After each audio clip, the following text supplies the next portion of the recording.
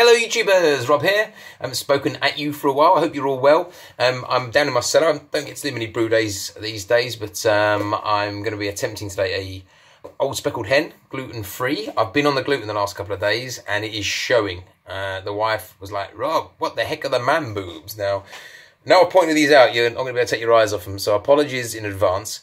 This is supposed to be a stripe that goes here, but it's kind of cutting in. Look at the side profile. Look at that. So, pizza yesterday at lunchtime and a couple of beers in the evening, and then a panini for lunch, and all gluten full, and of course, you know, I've become morbidly obese overnight. So, yes, I thought I'll brew some gluten-free beer, so that's what I'm going to do. Now, all you have to do for gluten-free is just brew normal beer and then add Clarity Firm at the time of pitching the yeast. So, it's that easy. It's no science to it apart from that. The enzymes just get on with it and break down the gluten, and everyone's happy. So yeah, all good. I'm using the Graham Wheeler recipe here. There are some bits missing from this. Sorry, can you even see me? Yes, there are some bits missing from this in terms of, like, it's not really clear what you're supposed to be doing with it. So I'll try and explain what I'm doing, and maybe that will help you or hinder you, I don't know.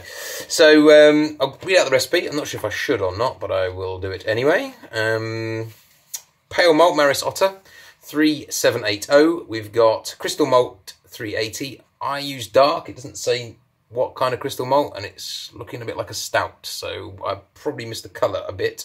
Black malt 29. White sugar, this was the bit that was a bit controversial, 570. I was like, white sugar, how's that work? When do you put it in? Like, we'll just pour it in? Like, a bit weird to brew with white sugar.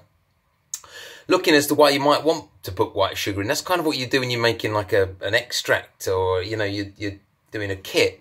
When you do all grain, you can just obviously add loads more grain and make up the sugar that way. But I think what he's trying to do here is simulate how the commercial breweries do it. So Morland, I'm guessing, actually do put sugar in it. A lot of breweries do. So I'm just going to stick to the recipe. I've never actually made a beer to a recipe. So I'm going to give it a go. I don't have 570 grams of inverted sugar. Oh yeah, that's another thing. It's not just sugar. It says table sugar, but when you read the instructions, it kind of says, well, actually, you know, you'd be better to invert it, and that means getting some squeezes of lemon, some sugar, some water, boiling it, blah, blah, blah.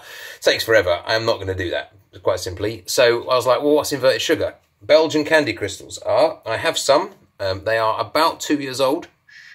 I'm going to put those in. And I raided the wife's baking cupboard and found this. Tate and Lyle's golden syrup, which is also inverted sugar. Claire, if you're wondering where your golden syrup's gone, here it is. So that's going to go in, the whole lot. Now, how's it going to go in? Because there's another method. I was like, right, well, I don't just want to pour that into the boiler and just watch it stick on the bottom and burn and crisp up and kill my element. So I am going to use this. I'm going to kind of dip it in. I'm going to fill this with it, and then I'm just going to submerge it and like let it kind of slowly dissolve, and then fill it up again. And I'll put the Belgian crystals in here as well and just do that. And I'll probably do that maybe 30 minutes towards the end of boil, something like that. Probably put it at the start of boil. I don't really know when to put it in, it doesn't tell you. So I'm just going to roll with 30 minutes at the end, halfway through. Challenger hops, start of boil 39 grams. And Golding's last 10 minutes 13 grams. So yeah, all pretty much straightforward, I think. It smells disgusting down here. The wife's been picking onions, like fresh onions from the garden, and they're super stenchy. So the whole place smells of onions, and now it smells like malty onions, which is like this sweet, oniony smell. Worst thing, one of the worst things I smell in my life, I think. It's probably an exaggeration, but it's bad down here, really, really bad.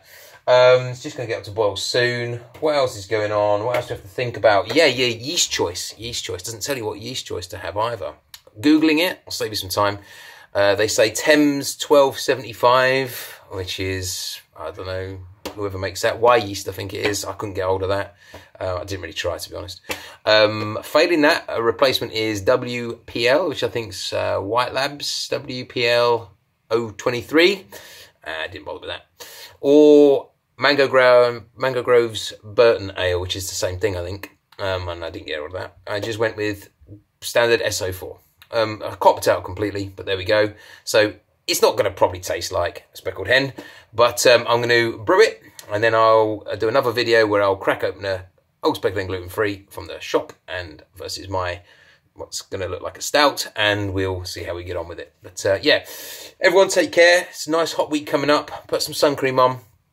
Don't just get burnt like I do and then put Sudocrem on. That's apparently the wrong way to do it, says the wife. So yeah, protect yourself from the sun, and you know, spend your whole life in a cellar. It's the way to do it, isn't it, right? Take care. See you later.